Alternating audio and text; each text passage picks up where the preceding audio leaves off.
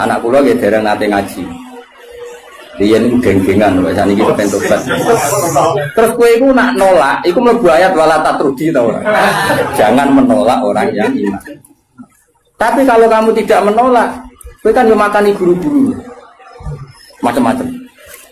Itu dua hal yang kita pasti ketemu pangeran itu wedi. Kowe nampa engko nak cah iki dadi ngontaminasi sing bener yo repot.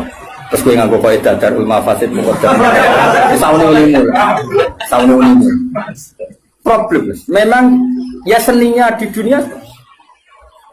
Lho kowe mondok ada ono seleksi yo nak kowe ketemu kiai iso nerangno, ketemu pangeran. Ayo, ketemu kiai iso nerangno. Ketemu pangeran. Tolak. Iku ya umatku, iku ya gaweanku, nek mbok tolak alasanmu. Terus piye jatuh? Kabeh muni ngene, Gusti, kula gawe santri unggulan. Pangeran jebok sedaya unggulan. Tapi mbok tampa kabeh, kowe ora sadar kapasitas yo kliru, wong utekmu pas-pasan. Kemampuane pondokmu pas-pasan mau wong 50 kok nampa wong 200. Kan yo overload terus.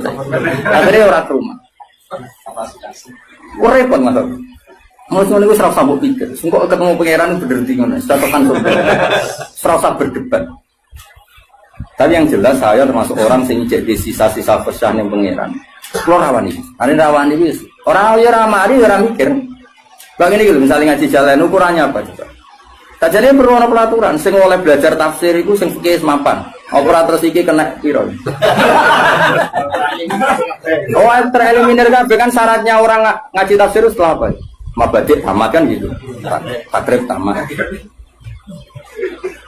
Makanya di Al-Azhar itu unik. Ini cerita ya, saya tidak pernah di Al-Azhar tapi sering dapat cerita.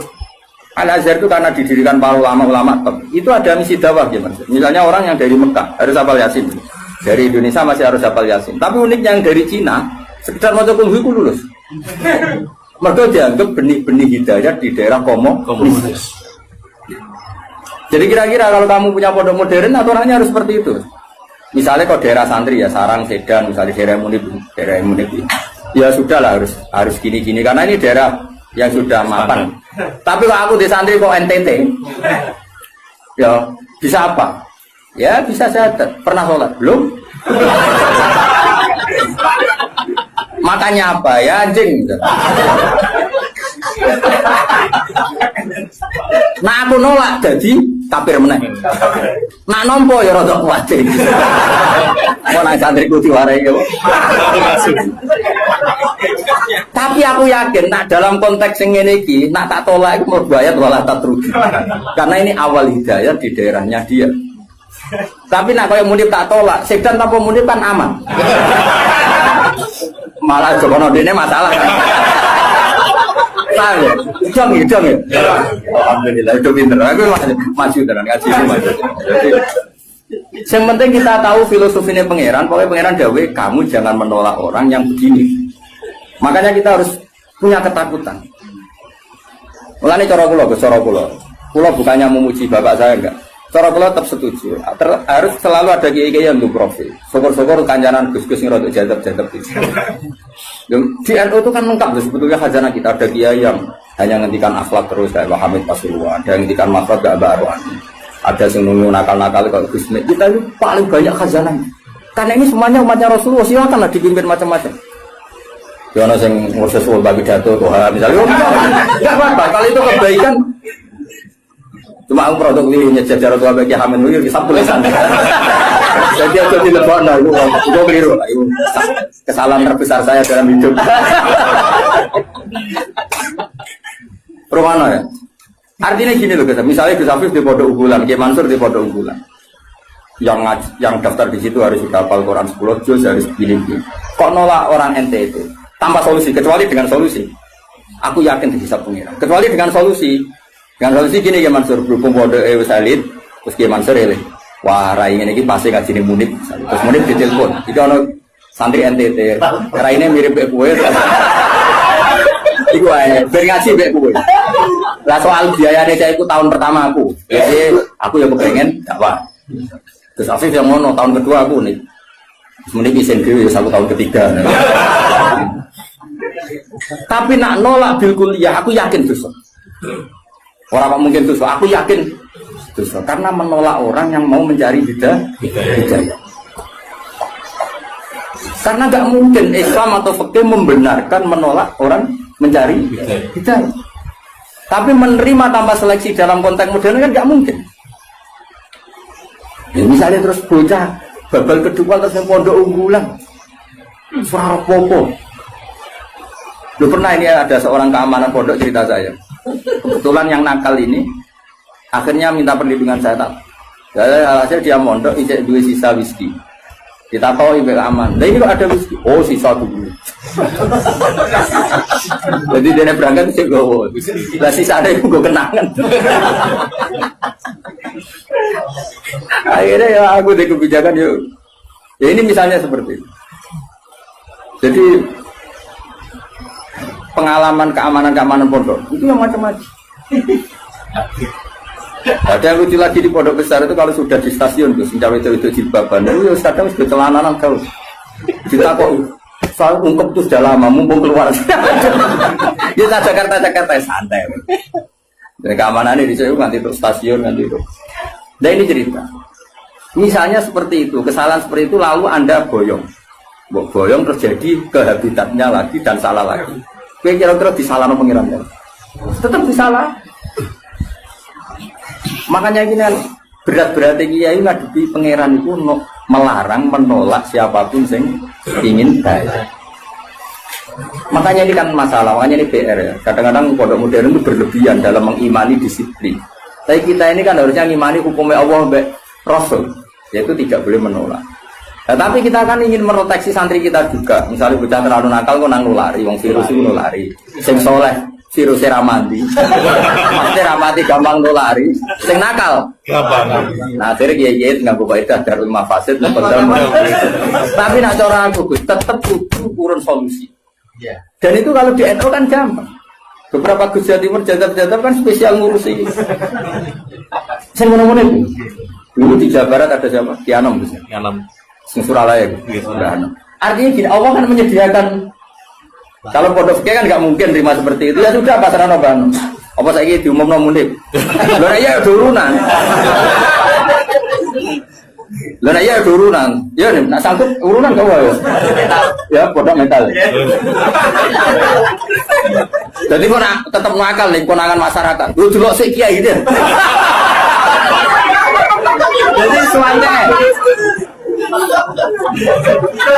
santai darah mirip kiai ini santai. Ya guys setuju ya. Karena ia dibiayai. Siap nih.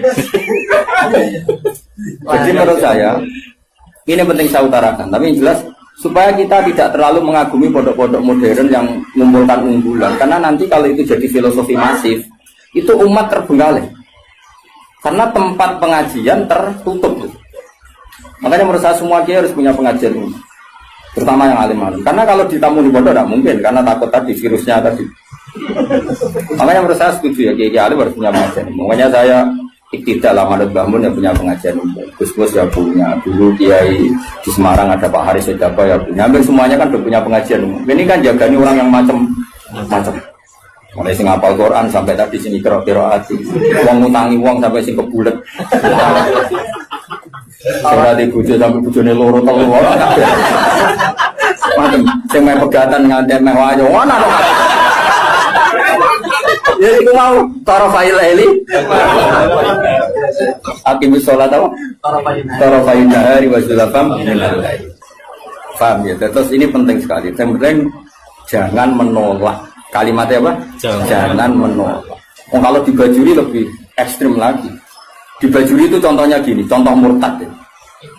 Ada seorang kiai atau tokoh siapa saja itu menjadi kafir. Ketemu tanggung-tanggung. Kenapa percaya dulu nih bab mandi wajib? Kenapa? Mandi wajib. Bajuri ya aneh, bab murtad kok dilebok bab mandi wajib. Ulama ya aneh. Lah kula ya roh, yen kula wong alim mesti aku bolak-balik. Kira usah mamang tenan to ora. Tak percaya dulu. Kandhanane kok angel. Ngarane bab wajib mandi. Jadi gini kan, termasuk mayu jibul gusla kan al kafir ida aslam. Kenapa al kafir ida aslam? Itu dawai takrib, ya takrib fatul qorib. Ya, ya, ngerti tak takrib, zaman jatuh. Nani siar ya rambo, dan mereka. Kajarannya loro ke semalam. Siar apa? Mereka kan ibadah.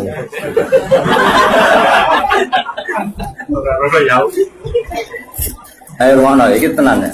Misalnya kan diantara mayujibul husla kan iltiqaul fitanen jelas ya kan. Macam-macam lah diantara mayujibul husla ya. Iltiqaul fitanen terus apa? Junub macam-macam lah. Nah diantaranya itu al kafiru ida aslam, orang kafir kalau mati. Itu kata kitab takrib. Makanya sarah itu penting. Sebetulnya kitab itu agak salah, fatwa itu agak salah. Salahnya begini kata Bajuri. Kira usah melok-melok nyalahno, ruwono ya omongan.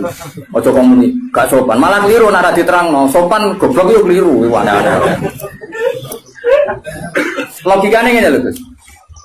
Ada orang kafir. Ya misalnya Zaid itu kafir, terus bilang ke saya gini, Gus saya mau masuk Islam, ya kan? Sekarang jam berapa ini? Jam 12:30 pas ini ya. Rumah nonton ini jam 1 pas. Gus saya masuk Islam, terus saya bilang gini, Zaid kamu mandi dulu, baru nanti saya ajarin syahadat. Maka saya ini malah menjadi murtad, paham ya? Karena saya membiarkan dia sekian menit tetap berstatus kafir, yang saya bisa menghilangkan saat itu juga. Makanya benar kalau fatwa itu benar Islam taufik dari awal kan. Kalau ada orang ingin masuk Islam maka harus kamu syahadatkan fauron, apa? Fauron. Jelas ya? Bahkan nyuguhin teh aja saya tidak boleh. Bila perlu ngadek-ngadekan gitu. Saya mau syahadat. Raiso Arab, Jawa lah. Jawab pangeran sapa? Allah. Ya serana pangeran kecuali udah ada Tuhan selain Allah dan suhunya Muhammad ada harus ngadek-ngadekan lah. Enggak boleh disuguhin teh, mau saya tahu rokok sih sama saya. Karena apa mereka kenalan, jadi nanti yang putih, pulau Bali, pun kapan rawuhe, wah, mau malah haram sudut langit. Karena tadi, kamu menurut cara pandang Imam Bajuri ini, ya, kamu menurut cara pandang Imam Bajuri ini, membiarkan dia dalam keadaan kafir yang kamu bisa menghilangkan saat itu juga.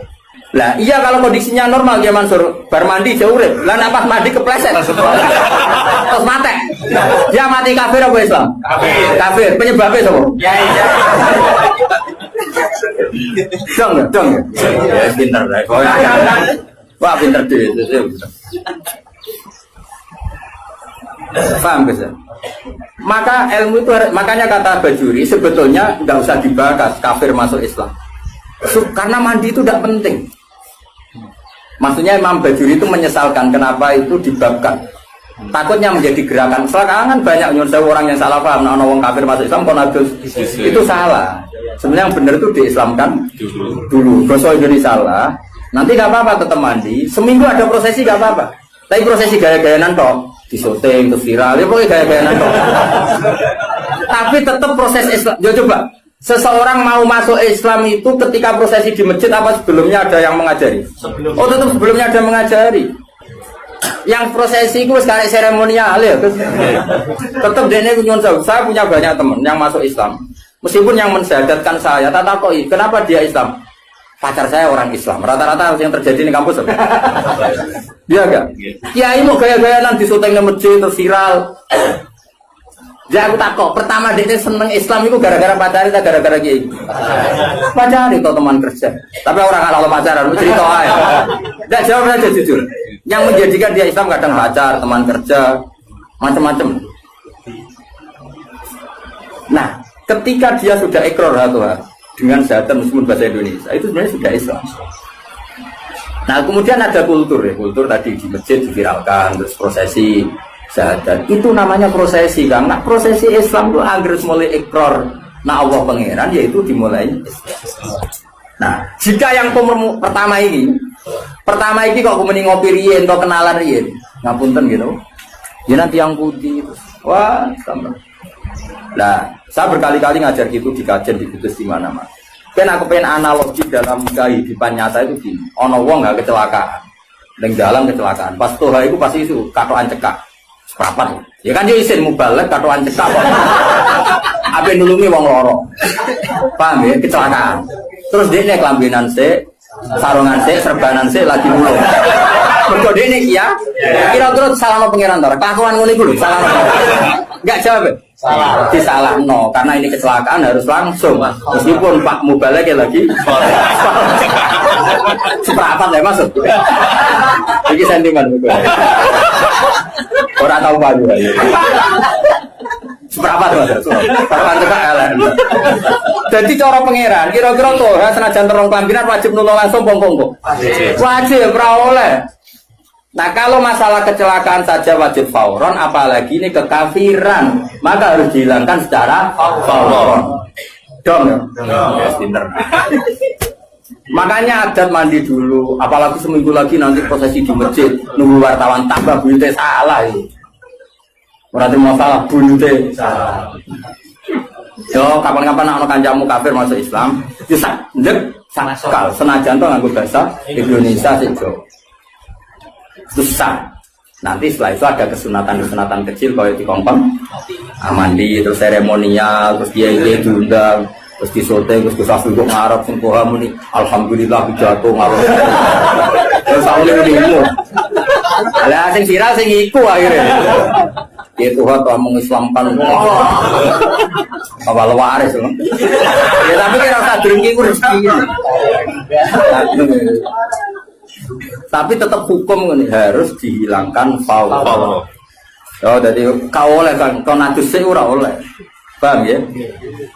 Nah kalau dalam kasus Sayyidina Umar, misalnya ada orang bantah, tapi zaman Sayyidina Umar, kau sama adiknya guys ya, kan itu kan dia masuk rumahnya seorang yang adiknya, yang baca Quran itu adiknya kan, cuma adiknya tukarannya BIP nih, gelutnya itu BIP nih, obam itu. Jenis ahli gelut. Nah, gelut karena si Hubab itu mempertahankan supaya Umar gak langsung megang apa? Iya, mushaf lampiran ya. Zaman itu menorong terjilid semuanya kan hanya beberapa lampiran sing toha ma anzalna alaikal qur'ana litasqa. Nah, itu kasusnya beda. Jadi ada perdebatan. Terus si Umar ini belum mau masuk Islam terus kata adiknya, "Ini kitab suci, kalau kamu ingin megang, kamu harus mandi." Pas itu kan Umar belum niatan masuk Islam, jadi itu beda kasusnya aja. Bila dipakai hukum, tapi nyatanya adiknya Umar nyuruh Umar mandi dari Umar juga niat masuk Islam. Cuma adiknya penasaran, itu lempiran apa? Kalau adiknya ini lempiran suci yang harus dipegang orang suci, makanya kamu mandi. Akhirnya Umar ya nurut, ya atus deh. Orang atus moco kan, barang moco terus tadi nangis ya mereka. Ini nggak mungkin karangan manusia toha, misalnya ada Al-Quran. Terus masuk Islam, ya sudah. Jadi saya ulang lagi ya. Jadi seremonial itu seon, masuk Islam itu seon apa? Jadi keliru kalau apalagi masuk Islam kok berseksina kan harus sekarang, apa? Harus sekarang. Soal nanti seremonial acara bisa mau mandi dulu kayak mau disaksikan terus macam-macam lah. Kalau Tuhan nyerbani semua alaf macam-macam terserah. Malah namanya apa? Dia ini lumung. Ya sebenarnya memang ewe bangunnya. Jadi hukumnya pangeran cekel ya. Jadi ben wong kulino pinter. Karena jangan menolak. Nah, jangan menolak kelas-kelasan. Ada yang fauron, ada yang taruh. Iya. Makanya saya mohon sekali lah. Meskipun kita kagum pondok-pondok unggulan yang steril, yang semuanya hafal Quran, semuanya ahli fikih atau semuanya apa-apa. Itu hukum yang diciptakan teknik modern, tapi orang hukumnya Allah sampai Rasul. Nah hukumnya Allah Rasul jangan menolak orang yang ingin baik. Nah soal kamu protektif karena takut ada anak nakal ya sudah, kita taruh khusus ya, kita ngambil kemurahannya pangeran, kita tidak sanggup. Tapi jangan motifnya menolak. Karena kalau ini menolak nanti kamu ngadepi pangeran. Ini ya umatnya Kanjeng. Makanya solusinya tadi, pondok-pondok yang menangani capreman harus kita dukung. Saya masih punya azam kebetulan dengan anaknya Pak Garno. Saya di beberapa ya masih kenal Gus-Gus sing jadab-jadab nih Pak Suwana ya kenal sing bala-bala nih Bapak ini kenal Gus. Nah kalau kenal Kiai Wali ya akeh Kiai Mubalek ya. Kiai Mubalek terbatas ya. Gak keliru parah lah. Kiai alim ya akeh. Kiai ya sampesan. Kiai Wali aku kenal ya akeh, Kiai sing ngurus nakal ya akeh. Kiai Mubalek beberapa ya beberapa ada. Aku nggak boleh banyak-banyak ya kenal orang oleh agak. Ya saya ulang lagi, jangan sampai kita ngalami penuh lagi. Melanirian di salah satu madrasah, di kenangan saya itu bagus.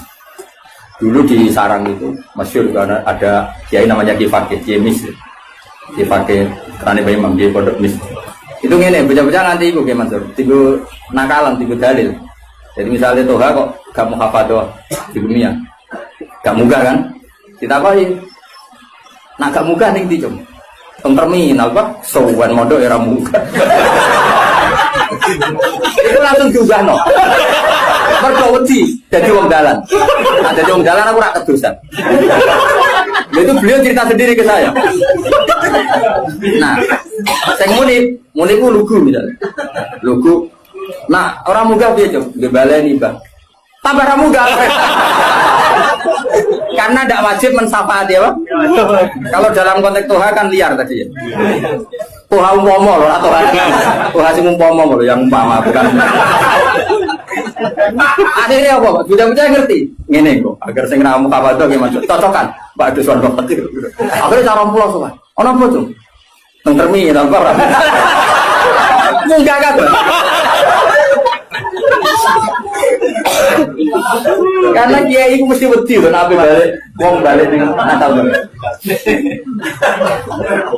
Artinya gini, apapun misalnya semua pondok tentu punya kekhasan masing-masing. Tapi kita harus mendengar semua kemungkinan. Sehingga kita pakai manhajnya kiai-kiai yang kita panut. Kayak apa Mbah Mun ya, dekat pejabat, dekat wong macam-macam. Berarti khazanah kita ini kan cukup untuk analisis. Coba ada wali yang jadinya wali karena uzlah ning dhuwur gua ya Pak.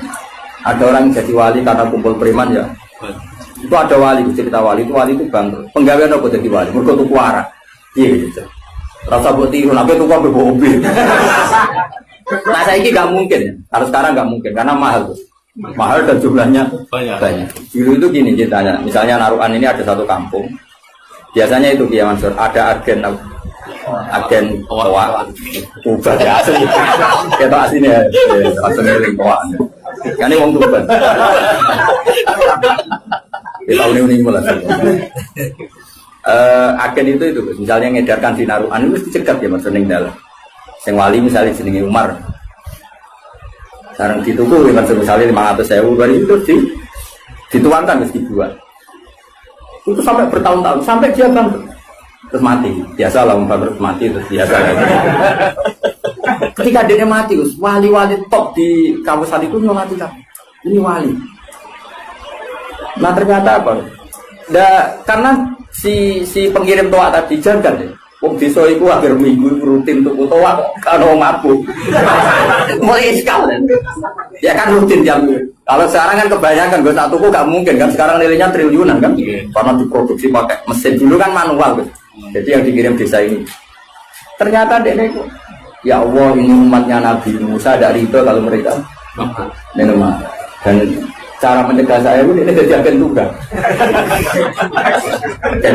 dapat dituku jadi wah nanti dunia entek kena buat tiru tapi dunia entek aku balik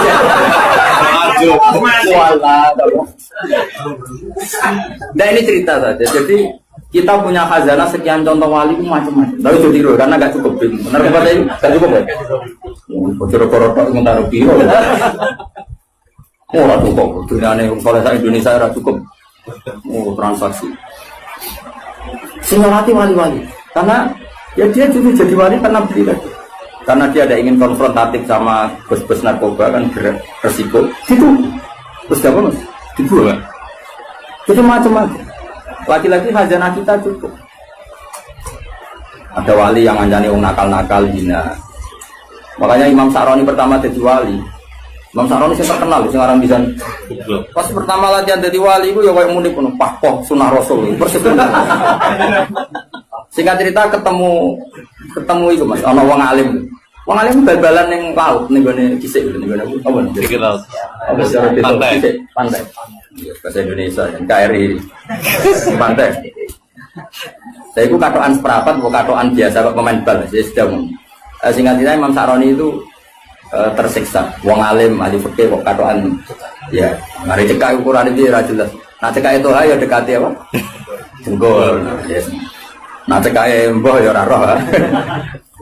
Singkat cerita itu ya gitu ya maksud. Bal-balan ya masyarakat orang negara ya wong belah bal-balan. Ya relax saja. Pas Kiai Saroni pulang, pas itu dia wali amatir, belum kutub, masih amatir, masih latihan, masih uji di MK lah, masih kewaliannya masih.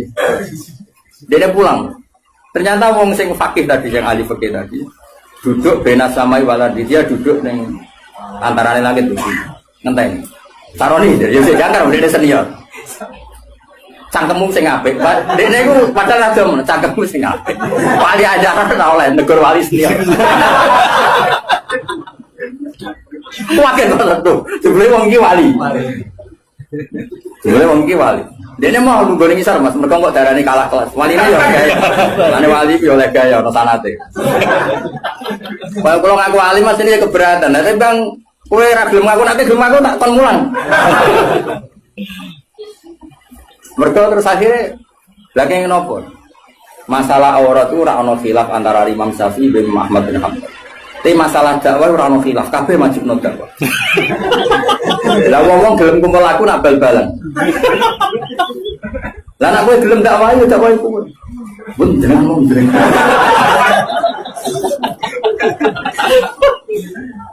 Coba ya, yang bal-balan ya umatnya Rasulullah, yang tenis ya umatnya Rasul. Semua itu umatnya Rasulullah. Lalu kamu ngaram notok Nabi, terus gue nak ketemu Nabi, pas poh nih podium ngaram notok Nabi, bareng untuk sanggup terus piye nak ketemu Nabi. Sehingga kurang untuk sanggup, sehingga apa bal-balan. Orang untuk sanggup proses di. Gue saat jeblok kayak Mansur, tetap orang sing takok. Pak, nah anakku saya tamat SD, cara jenengan diapa? Paling gak kan usul pondok no kan, meskipun bapak aja. Tapi nak sing pidato tok ning podium, Pak pokok kan. Ya sing Pak Poh, sing ora ya ora. Ya rasa tersinggung dia Jawa. Kok sensitif banget. Mulai dulu, makanya alhamdulillah kita ini, bu kita ini siapa? Itu ngaku ya oleh. Kita ini masih punya kitab-kitab itu. Saya punya kitab Qobatul Auliya, klasmen para wali. Tinggal di mana orang jenengmu yakin. Padahal kita samin orang no. Ini malah orang. Wali mulai angkatan Said Ali Zainal Abidin sampai angkatan Said Abdul Haddad. Ngono kan. Iki cetak goreng jenengmu sebenarnya menggunakan kok kapan. Itu ya selalu tadi menyajikan cerita-cerita wali yang sebagian menekuni apa kanjalan wong bulet-bulet, kanjalan wong nakal. Karena itu tadi itu umatnya Nabi. Asal bakat ya tadi ya, dia wali dekat Allah kan nggak mungkin tergoda terus dengan rusak ilmunya kan nggak mungkin. Tapi kalau kamu milih nggak mau ya nggak apa-apa, kamu protektif diri. Darul mafasid muqaddamun. Iman sak kowe misalnya ketemu wong ayu sing nakal. Kira-kira sing katut sopo. Ya cek ae. Coba, dicoba. 12. Sing dadah sing ndi kan. Kono dadi salihah apa kowe sing cek ayo lho masyarakat. Wong syaratnya ujiane Nabi kan ngono. Ana wong pitu sing somben di yubi aras. Iku jare dawuh Nabi wa rajulun da'athu imra'atun dzatu mansibin wa jamalin faqala inni akhafu. Syaratnya kok ayu menarik, ngajak. Kok kowe muni ra gelem. Ayo wali, tak jawe wali. Lah sing wani daftar sapa jajal. Itu orisinil loh, Dewi Kanjeng Nabi. Sabatun yudziluhum wa fi dzillihi wa maladillah illa dzilluh. Nomor terakhir itu diantaranya apa? Warajulun da'at wa imra'atun dzatu mansibin wa jamalin faqala inni akhafu. Boten astagfirullah. Coba berarti disusul di kapan-kapan.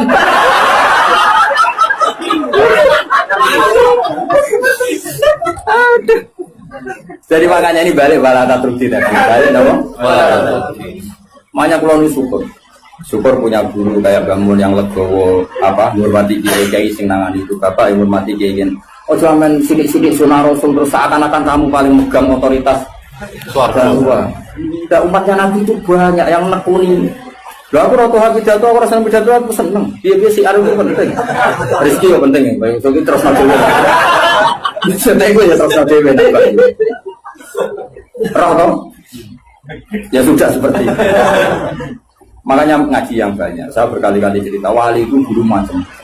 Dan itu khazanah itu di pesantren banyak. Guru Sunan Kudus jadi qadhi bagian halal haram tegas. Kalijogo di sama wali-wali disuruh di daerah Kidul, Sragen, Boyolali, dakwai wong abangan macam-macam. Mulai dulu itu ada macam seperti ini. Dan itu cobaan ya. Sampai sejarah bayang Kalijogo itu kan. Ada cobaan ke ujung-ujungnya. Itu biasa mata ala Indonesia. Tapi zaman itu ya orang Islam Nusantara itu biasa. Tapi ya nabi Islam nomor ya apa-apa orang sing larang wae. Ya artinya biasa. Jadi dulu yang nekoni itu tuh ya biasa. Bahkan kalau di Ihya itu ada cerita ini sebelum dulu kalau cerita Khalid itu preman. Dulu di antara Khalid atau Khalid itu apa? Kira-kira maknanya apa? Preman kira-kira. Ada Khalid Bani Israel gitu. Ketika Nabi Isa konvoy sama Hawariyin ini orang pilihannya Nabi siapa? Sehingga cerita Hawariyin yang rai-rai kok munik itu. Ini kan spontan itu yang Khalid tadi. Spontan itu ingin wong solehnya seperti itu. Sehingga langsung spontan itu bergabung. Ketika bergabung dia Abto'a Mas Yahudia mengendorkan apa? Jalannya. Karena dia nggak ingin setara dengan Hawariyin. Tahu diri lah. Yang Hawariyin dia Mansur ini Asro'a, yang jenis murid tapi tidak semua. Kan itu ya ada yang jenis saya, jenis macam-macam. Yang lainnya normal, tapi yang satu ini Asro'a Mas ya. Supaya berjarak jauh. Jadi kemana isin agak level. Wong preman kok jajar aku. Makanya yang ini mempercepat jalannya karena tadi ta'anufan tentu karena keangkuhan. Yang ini memperlambat karena tawaduan karena dia agak ingin setara dengan Hawari.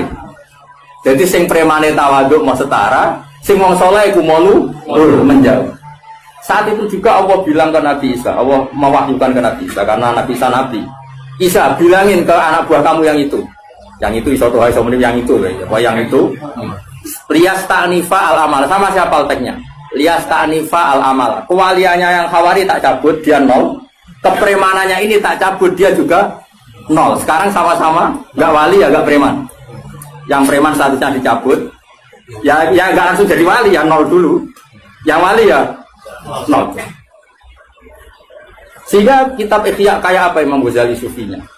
Tapi juga memasukkan cerita-cerita seperti itu bahwa pantangannya orang soleh itu takabur. Dan itu juga umatnya Nabi. Ya diurus akhirnya sama Allah. Di Manaqib Syekh Abdul Qadir Jilani juga ada orang jadi wali itu karena orang Nasrani. Orang Nasrani wali Abdal ada mati satu. Sama Syekh Abdul Qadir diganti orang Nasrani yang Islam hari itu. Yang Islam hari itu. Langsung jadi wali. Semua. Karena tadi dakwah beliau juga kemana-mana. Sekarang kita tahu dakwahnya Habib Umar ya kemana-mana. Mulai orang Singapura. Enggak membatasi karena semuanya umatnya Nabi dan semuanya kena kitab wala tabrudi. Jangan sampai menolak. Tapi saya ulang lagi ya. Kalau ada pondok unggulan, kamu jangan terus kritik. Oh, raro Quran ya kayak gitu. Meroteksi anak uang murah gampang. Bicara aku tuh pondok ini lah tak pengen. Semari bocah seneng gue ya repot. Soalnya tuh ngandani. Uang nih semua mas bisa sebelah. Cara mondok ora oleh. Munib yo ora oleh. Uang nih semua mah. Mesti pikirannya duit. Wis sufilah itu. Wiridane wis duit ku penting. Kok ora oleh mondok lho nang ngaji ini kok oleh. Mondok ora oleh. Terus ngel-ngelo kiai ini turun yang keramik masuk angin. Modelnya wis tuwa repot kabeh. Terus kanya pensidik wato. Kan ngel-ngelo wong, mau mesti tak tolak. Tapi saya bukan niat nolak kamu enggak meroteksi santri itu. Bukan nak virus mulu. Virus kedunya. Mana Dewi Bambun? Iya, santri begitu itu kan yang mati santri ya. Kayak ngerokok, santri gue kelas. Tadi dulu ya tenang. Lu santri kelas tuh. Zaman gue jadi santri, kiai sopo ibu cucuk. Gue kelas cucuk kiai sopo. Tapi bareng jadi kiai bagai musuh. Kan rival loh. Saya kira demikian. Assalamualaikum warahmatullahi wabarakatuh. Cara berpikir ulama. Saya pernah baca dalam satu sejarah ulama besar, namanya Sufyan Ats-Tsauri. Sufyan Ats-Tsauri itu menjadi wali itu gara-gara kalau sholat di masjid, itu beliau datang sebelum adzan. Saya ulang lagi, beliau datang sebelum adzan. Ditanya, kenapa kalau kamu datang sebelum adzan? Saya ini nggak ingin jadi hamba yang buruk. Hamba yang buruk atau pembantu yang buruk adalah setempe nunggu dipanggil. Misalnya kita tahu majikan kita pasti manggil jam 7. Kemudian jam 7 itu Anda masih ngopi, masih tata-tata, itu kan tidak menghormati majikan. Harusnya kamu setempe Di jam yang saat itu pasti majikan Anda memanggil. Kata beliau, saya tidak ingin seperti pembantu yang dulu datang nunggu apa? Dipanggil. Jadi itu ada beberapa spirit atau inspirasi dari aturan-aturan mahabbah. Sebab itu ketika Allah kritik orang munafik, wa idza qamu ila sholati qamu kusala, ketika dipanggil sholat mereka datang bermalas-malasan. Karena ada cintanya sama Allah, maka datang berlambat-lambat. Nah, berarti kalau ekspresi cinta mengharuskan kita datang bercepat. Makanya dalam istilah lain di Quran ini termasuk balaghatul Quran. Di juz 25 itu istilah menuju Allah itu fafirru ilallah. Kita tahu firar itu maknanya lari apa jalan biasa? Lari. Jadi untuk mengekspresikan mahabbah kita, kangen kita pada Allah, cara bahasa Arab, isyak kita, berontok kita sama Allah, tidak diistilahkan jalan tapi fafirru ilallah, harus bergegas berlari. Begitu seterusnya. Maka kalau ada orang Islam terus ini konsekuensi hukum. Ada non-muslim minta, Pak Bahak, saya tolong ajarkan syahadat. Nggak boleh saya bilang gini, monggo ke dalam dulu. Padahal perjalanan ke rumah saya misalnya setengah jam, nggak boleh. Saat itu meskipun sambil berdiri-diri, harus kita tauhidkan. Kamu yakinnya Allah itu satu, Tuhan Allah. Harus. Karena kalau ada perjalanan ke rumah 5 menit, terus dia kecelakaan, belum syahadat, statusnya mati apa? Kafir. Dan kita ikut terlibat, karena sebetulnya bisa mengislamkan saat itu juga. Analoginya kayak tadi loh. Orang kecelakaan di jalan karena kita pakai celana pendek. Contoh Syria nih, saya tak pakai baju ini. Habis itu dilides truk. Itu kan kita ikut salah karena kita yang punya kesempatan. Tentu yang disalahkan yang punya kesempatan. Karena merubah status dari potensi kelides truk menjadi sama sekali gak potensi kelides truk dengan kita inggirkan. Meskipun kita dalam keadaan tidak ideal. Sama. Orang kafir yang mau masuk Islam itu umumnya kiai-kiai kan kadang sebagian disuruh mandi dulu, itu salah sebenarnya. Itu salah sekali. Sangat salah. Apalagi nunggu seremonial di masjid, nunggal toko-toko itu bujutnya salah. Itu gak cuma salah, bujutnya salah. Jadi salah yang akut. Itu salah besar. Kalau seremonial monggo, tapi kalau mengislamkannya harus saat. Apalagi seremonial seminggu lagi nunggu tokoh terkenal, nunggu di syuting dulu, wah itu perilaku so itu bukan mengislamkan itu. Makanya kita yang sebagai peneliti fikih itu kadang itu enggak serg gitu. Masa mau Islam nunggu di masjid dulu, di syuting dan tokoh-tokoh itu salah. Itu sama dia kamu lihat orang kecelakaan mau menyelamatkan ada wartawan enggak? Minta di syuting dulu sedang mati ini. Jadi kita normal saja dalam Islam, sesuatu yang mendesak, yang emergensi ya perlakuannya harus cepat. Sehingga dibabkan faslun fil musaro'ah ila nusifid fiddin. Jadi ada beberapa contoh di Quran memang aturannya seperti itu. Makanya semua redaksi Quran tentang menuju Allah diredaksikan fafirru. Makanya di Tawaf ada ekspresi romal, jalan agak cepat. Di Sa'i juga ada momen-momen kita harus romal, berjalan cepat. Di beberapa aturan juga seperti itu. Ya saya ulang lagi, di beberapa aturan Islam juga seperti itu. Nah sekarang efek di hukum haji. Kita banyak baca literatur haji. Haji dalam aturan Islam itu wujuban tarofian, wajib yang tidak langsung mendesak. Kemudian semenjak ada fakta kita harus nunggu, daftar tunggu. Itu kita sebagai ahli fikih itu gampang. Misalnya gini. Saya umur 20 punya uang, sekarang berapa daftar? 25 juta ya. Saya umur 20 punya uang 25 juta. Saya jomblo misalnya, ya butuh nikah, ya butuh macam-macam. Itu wajib daftar haji apa enggak? Karena kalaupun daftar nunggu 20 tahun. 20 tahun kan asumsi umum masih umur 40, masih hidup lah kira-kira sebenarnya. Nah sekarang kalau ada orang umur 50 tahun punya uang 25 juta. Menurut Anda wajib daftar saat itu apa enggak? Mau daftar saja bisa game gitu. Dan kalau misalnya umur 50 ditambah 25 kan 75. Itu kalau orang sumpah sudah cepat mati itu. Maka itu menjadi pertanyaan, apakah fikih ini kita rubah? Karena dulu kan orang itu longgar semua. Karena haji zaman Nabi pun tidak langsung dilakukan saat pertama diwajibkannya haji. Jadi Nabi punya sisi unik. Pertama ada tahun diwajibkannya haji, Nabi tidak langsung haji. Sebab itu ulama berkesimpulan kalau wajibnya haji tidak langsung. Maka fikih itu memang unik. Sholat juga gitu. Ada istilah begini dalam sholat.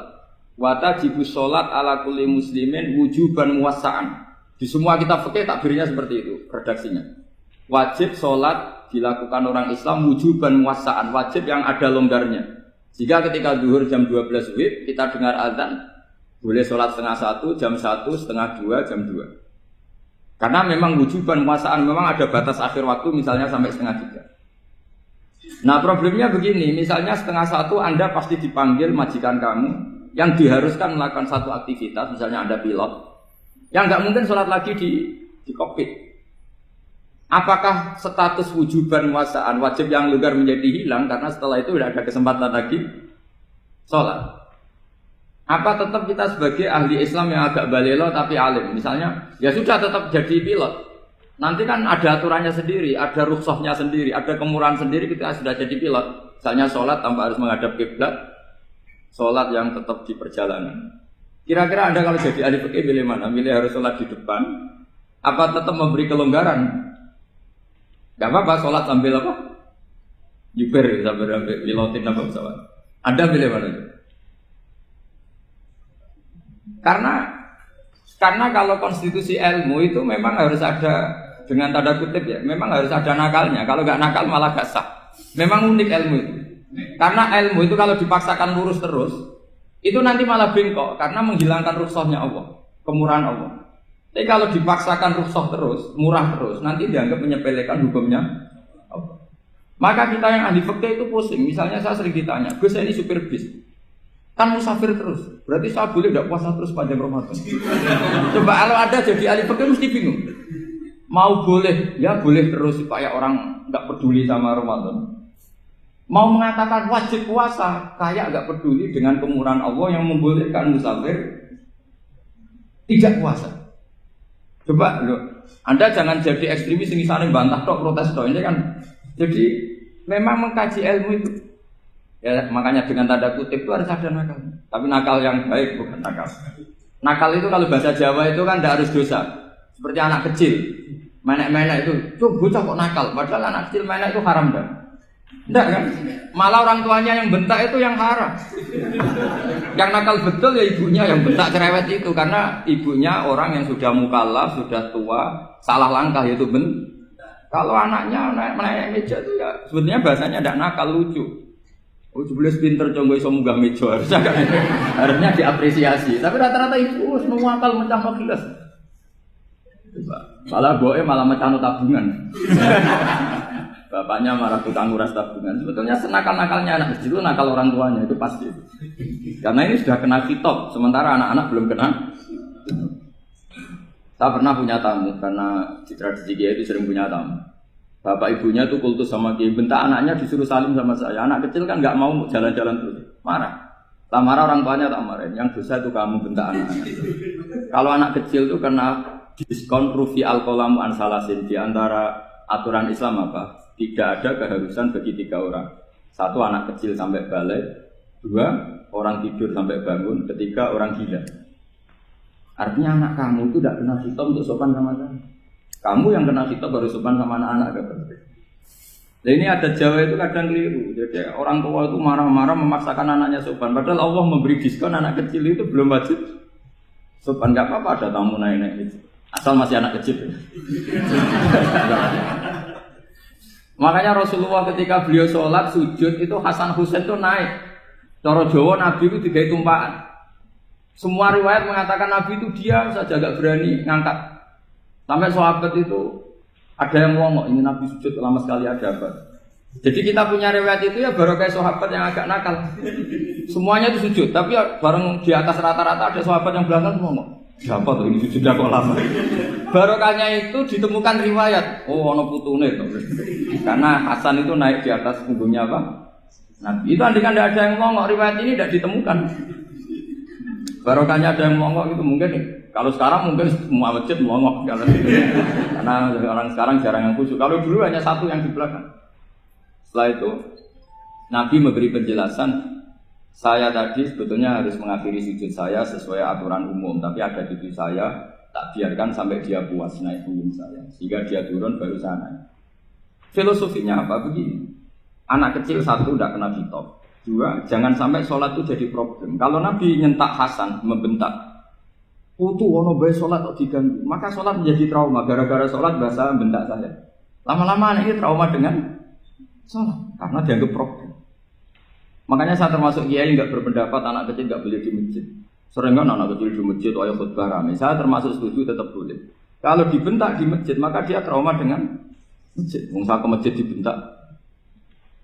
Lagi pula kadang-kadang orang tuh gaya-gayaan tok. Wah, rame orang khutbah, rame nih. Padahal kalau nggak diramein anak-anak malah dia tidur. Kita kan tidak bisa menjamin kalau perilaku kita lebih baik gitu. Mendingan kan anak-anak main di masjid dibanding di karaoke kan. Jadi kan, lah ini maksudnya saya, ini fikih ya. Fikih itu wilayahnya, makanya jadi ahli fikih itu susah-susah gampang. Jangan hanya berpikir protes dengan ketentuan fikih, mengkaji yang sebanyak-banyaknya itu tadi. Misalnya Anda seorang supir permanen, supir bis terutama, kalau truk kan bisa lihat-lihat, kalau bis kan apa ada deadline-nya ya waktu, seperti bis jurusan Surabaya Semarang, saya kan sering naik bis jurusan Surabaya Semarang. Kadang-kadang supirnya melihat saya tanya, Gus saya ini supir, saya ini Ramadan itu gimana ya? Ya saya sudah ngerti setengah nakal, dan senengnya dijawab rasa poso ya saya tahu ya. Tapi masalahnya secara fikih kalau kamu mengatakan kamu harus puasa terus, kamu melanggar konstitusi ilmu. Memang musafir punya diskon? Boleh? Tidak puasa. Pertanyaannya, bayarnya kapan? Wong Sawal ya nyupir lagi, Dzulqa'dah nyupir lagi, nanti sampai Ramadan ya. Nah terus, ya pas kamu cuti, biasanya cutinya pas sakit, boleh diskon lagi karena sakit. Coba. Nggak, andai kan ada jadi ahli fikih milih zaman. Lo kalau orangnya soleh terus kayak ustadz-ustadz di sini kayak dosen UI kan, masa dosen UI Universitas Islam nggak Islami kan nggak mungkin. Mungkin memilih poso kan. Masalahnya ini kan hukum untuk orang kebanyakan, nggak boleh hukum musuh gak kuat. Sahur jam 3:30, ngombe vitamin, pokoknya harus kuat. Itu udah hukum, itu saran. Hukum itu beda dengan saran. Hukum itu hanya berbicara musafir itu boleh store. Kalau saran memang boleh, ya usahakan kamu makan 3:30 pas fit, bir. Terus kalau nyumpir selesai jam 10, nanti istirahat. Memangnya majikan bisa ngatur jamnya? Itu fikih. Maka menjadi perdebatan, yang namanya pergi itu apa? Menurut Imam Syafi'i, pergi itu ya dari rumahnya ke tempat yang asing, yang tidak wilayahnya, namanya pergi. Menurut Imam Ahmad bin Hanbal enggak. Pergi itu tidak kerja. Jadi orang yang supir, yang seperti itu namanya tidak pergi, tapi kerja. Tanyakan ke publik, misalnya jenengan ke UI, istri kamu atau suami kamu, ditanya, istri kamu kemana? Kira-kira jawabnya bilang pergi jalan-jalan apa bilang kerja? Kerja. Makanya kata Imam Ahmad bin Hanbal, mudi mustafar atau orang yang berprofesi, yang profesinya memang harus pergi, kayak traveling atau supir, maka itu namanya tidak pergi, namanya itu kerja. Karena apa? Sekali distatuskan pergi, maka ikut status yang dikatakan Allah dan Rasul, dapat diskon, boleh tidak puasa.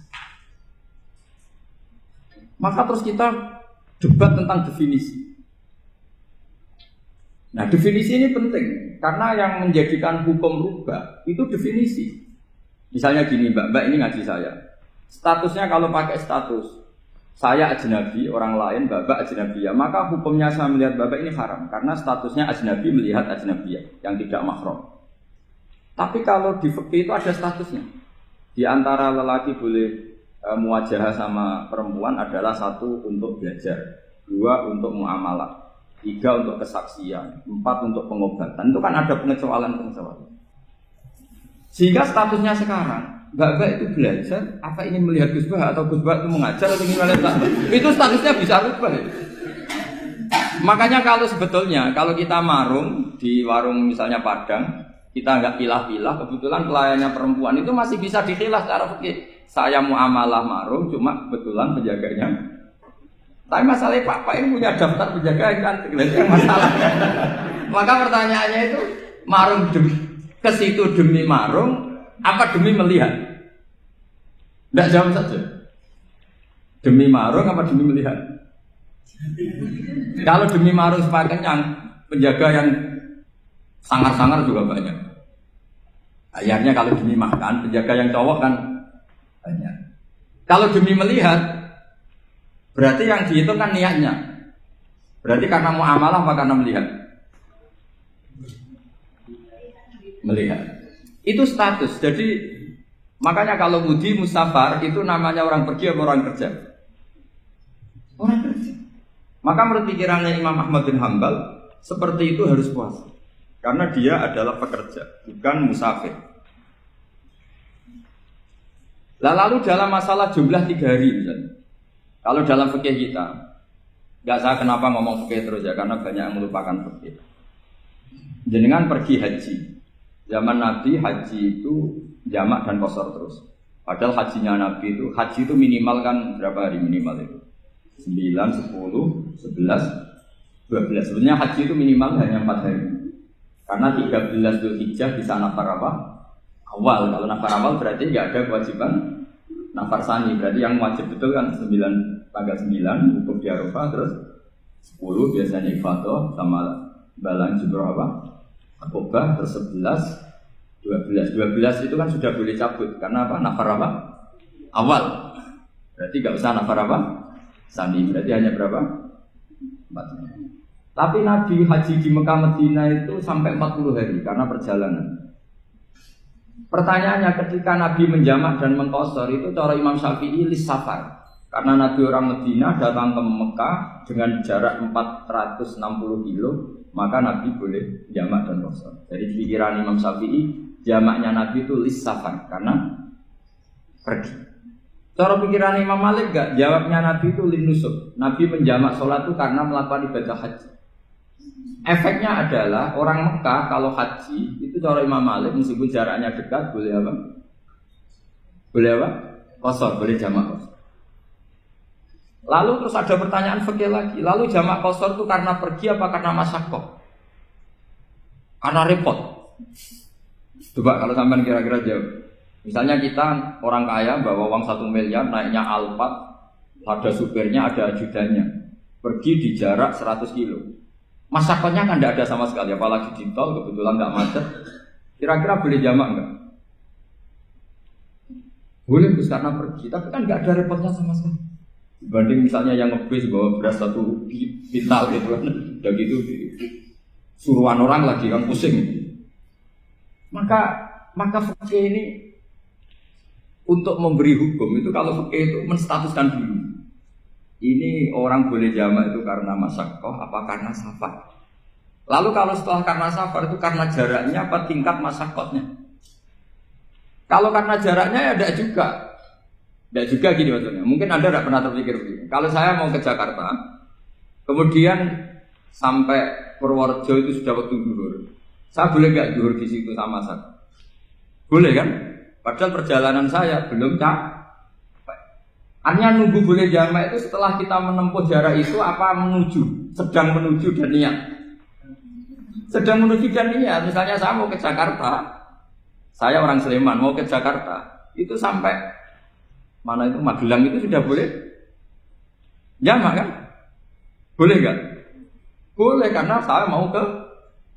Nah pertanyaan secara fikih mungkin ada tidak terlintas. Ternyata ditelepon sama istrinya nggak jadi pergi. Padahal sholatnya kadung di jamak, duhur dan asar. Apakah setelah di rumah sholat lagi? Sama nggak pernah mikir.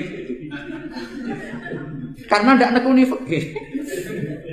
Jadi orang fikih itu sudah pusing, makanya jangan diprotes terus. Kita ini sudah pusing, tapi orang itu enak aja protes terus. Tidak menurut jenengan nanti wajib sholat lagi enggak? Dia bolehnya jamak kan berdasar berstatus musafir. Ternyata setelah Magelang ditelepon istrinya enggak jadi. Dia kadung sholat zuhur dan asar. Setelah pulang masih jam 1. Terus ada asar, wah bukan sholat terus. Kalau ada sholat lagi apa ada? Jangan saran. Kalau saran, wah sebaiknya sholat lagi. Itu tidak hukum, itu saran itu namanya.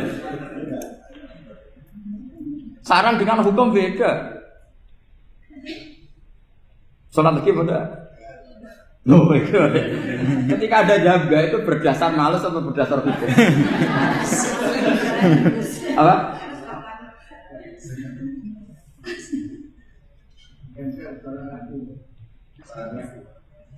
Nah kalau Anda sholat lagi, pertanyaannya gini, Allah itu tidak punya tradisi mewajibkan 2 kali. Pertanyaan fikihnya mesti gitu. Dan saat Anda di Magelang menjamak itu melakukan sesuatu yang disahkan oleh agama. Berarti pas Anda jamak 2 asar, sesuatu pas melakukan itu kan berstatus sah dan boleh.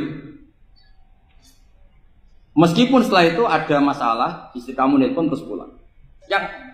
Tapi pas itu kan sudah dinyatakan oleh malaikat sah, Anda sudah zuhur dan asar. Kalau melihat itu tidak wajib mengulang. Tapi bisa saja malaikat ada yang usil. Itu sah karena Anda berstatus musafir. Berhubung status Anda hilang, maka poin Anda sudah sholat juga hilang. Kamu milih fikih yang mana?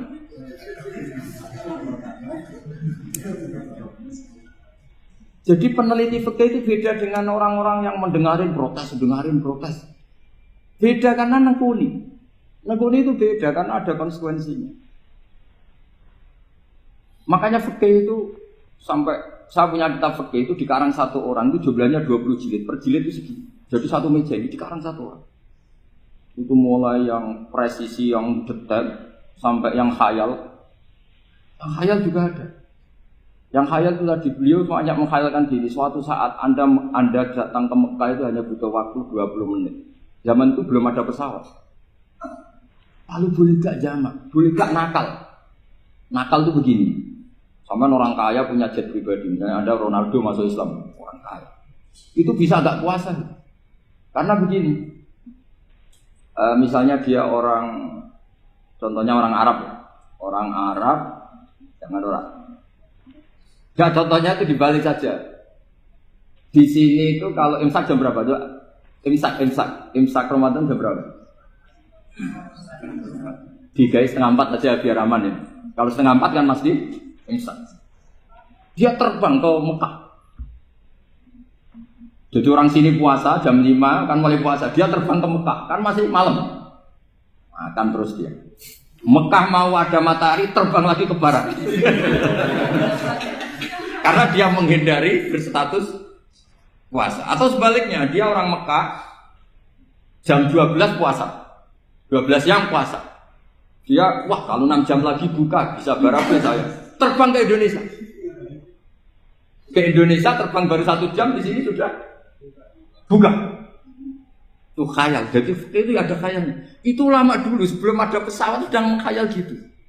Bolehkah orang yang di Masyrik ke Maghrib demi itu?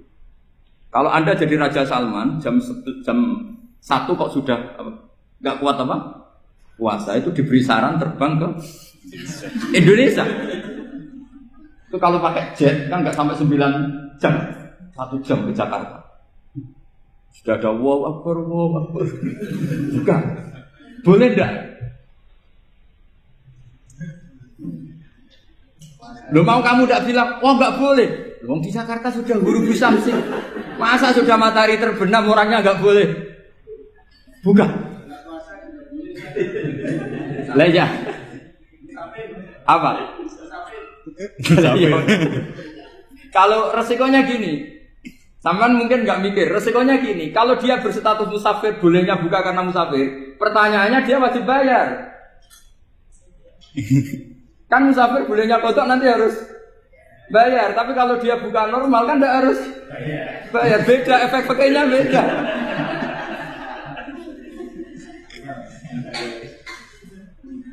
Sama jangan protes, Gus Baik gimana mau ngaji mana dijak senam. Ini kan ngajinya para dosen, para pegawai, jadi harusnya itu jadi mufti, ngaji untuk jadi mufti, bukan ngaji untuk mendengarkan. Jadi makanya saya mohon jangan sering protes sama ulama, ulama sudah pusing. Karena efek-efek hukum itu tidak gampang. Kayak tadi misalnya, kalau dia boleh buka atas nama musafir, resikonya wajib bayar. Masalahnya Raja Salman ini mau enggak gitu. Dia inginnya. Maka pertanyaannya itu kitab yang milik saya tadi yang 20 jilid tadi. Ulama itu mulai dulu sudah membayangkan bagaimana kalau suatu saat ada satu kendaraan. Kenapa ulama bisa membayangkan itu? Karena ada buruk. Meskipun mereka nggak numpak buruk, hanya Rasulullah, tapi kan bisa membayangkan ada toyul waktu. Waktu itu bisa dilipat. Karena ulama dulu ahli astronomi, jadi bumi itu bulatnya gini, muternya gini. Berarti suatu saat ada satu ilmu di mana orang ngambil satu posisi terus melewati toyul waktu, ngalami lintasan waktu. Mulai dulu itu sudah dibicarakan. Pertanyaannya lalu status orang ini kayak apa? Misalnya tadi orang Mekah ingin cepat buka terbang ke Indonesia. Orang Indonesia menghindari imsak, misalnya 3:30, dia belum sahur. Wah, kalau saya di Indonesia ini sifatnya sahur. Wah, saya tak terbang ke Mekah. Wah, enak kan terbang di Mekah ternyata masih jam 8. Wah, bisa makan sepuasnya jam 8 malam, tentunya jam 20. Kan enak ya. Bar wareg balik ning Indonesia wis jam 1 siang. Jam 1 siang kalau ingin cepat buka terbang ke timur. Langsung buka. Berarti dia kira-kira puasa aja 3 jam. Tapi terus ya mungkin kalau sampean, lha opo Gus urip repot-repot ngono tinggal turu ndelok sinetron kok buka dhewe. Itu tidak hukum, saran itu namanya apa? Kalau hukum tetap tadi yang dikatakan puasa adalah imsak, mulai jam imsak sampai ghurubus. Lalu pertanyaannya lagi, ghurubus samsi sampai imsak itu konversi jam apa nyata-nyata ghurubus samsi? Kalau yang diliwati khatul istiwa itu nyata, fi'lan, kalau dalam bahasa Arab fi'lan awaqi'iyah. Tapi kalau Anda orang kutub, saya sering kirim-kiriman surat sama mufti-mufti yang ada di Timur Tengah, di Eropa, konsultasi maksudnya. Orang kutub itu kan tidak ada matahari, tidak ada apa-apa. Jika kalau Anda baca kitab di kutub, mesti Gus Bak darani pembohong. Misalnya orang kutub ngaji saya, kamu harus subuh sebelum matahari terbit. Sekali matahari terbit, waktunya hilang. Duhur setelah matahari agak ke barat. Asar kalau matahari terbenam, hilang waktunya. Mereka mesti bilang, mataharinya di mana? Maka pertanyaannya, boleh gak mengkonversi waktu untuk orang kutub? Jadi misalnya pola umum subuh jam 4:30. Berarti antara subuh dan qadha itu 1,5 jam. Subuh sama zuhur polanya berapa berarti? Kalau 4:30 sampai jam 12 itu 6 sama 7,5. Berarti ya kira-kira habis subuh nunggu 7,5 jam baru zuhur. Nunggu 3 jam baru asar. Nunggu 3 jam baru maghrib. Berarti waktu puasa kira-kira antara jam 4 sampai jam 6. Berarti berapa jam itu? 12 sama 2 14. Oke, berarti orang kutub harus puasa 14 jam. Tidak bergantung waktu mata. Tapi ada lagi pertanyaan lucunya gini, lalu 14 jam Gus itu dimulai dari mana? Apa asal 14 jam? Apa harus ada konsensus setarnya? Masih ada PR lagi. Menurut kamu gimana? Ada konsensus setarnya dimulai jam 4 dini hari. Apa asal jumlahnya? Imsak 14.